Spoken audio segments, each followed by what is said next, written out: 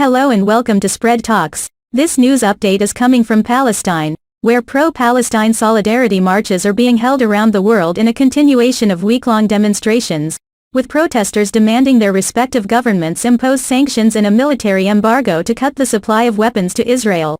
Israel's 11-day bombardment of Gaza killed nearly 250 Palestinians, including at least 65 children, leaving behind many buildings, homes and infrastructure destroyed in the besieged enclave. The fighting came to an end after the Israeli government and Palestinian fighter groups agreed on a ceasefire that started on Friday. The Sheikh Jarrah protests against forced expulsion of Palestinians by Israeli settlers in East Jerusalem, and the Israeli attack on Muslim worshippers in the Al-Aqsa Mosque, the third holiest site in Islam, during the Muslim holy month of Ramadan, served as a catalyst for Israel's attacks in Gaza. Protests were held in London, Melbourne and Paris on Saturday, while more of them were scheduled for the weekend in other big cities, including New York. United Kingdom. At the march in London, Al Jazeera's Paul Brennan reported that there was a sense of relief, with Israel's attacks halting, but that more needed to be done.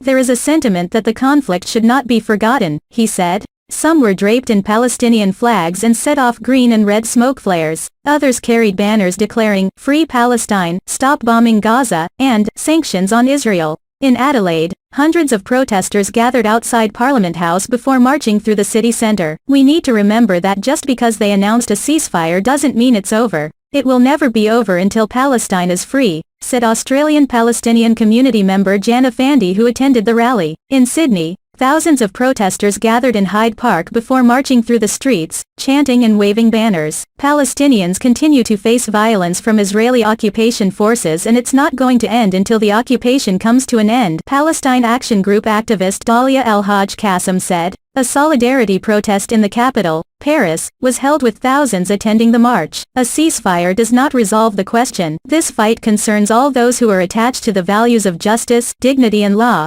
said Bertrand Heilbronn, president of the France-Palestine Solidarity Association, which organized the Paris rally and other demonstrations. The capital marchers shouted slogans such as, "Palestine will live," "Palestine will win," "Israel assassin," "Macron accomplice," and "We are all Palestinians." Hundreds of people rallied in support of Palestinians in demonstrations held in the German cities of Frankfurt and Berlin. In Berlin, hundreds came to the rally, many waving Palestine flags and carrying posters that read, "Free Palestine," according to a DPA news agency reporter. Many chanted, "Palestine will be free from the river to the sea," at the event titled, "The Events in Palestine and the German Media."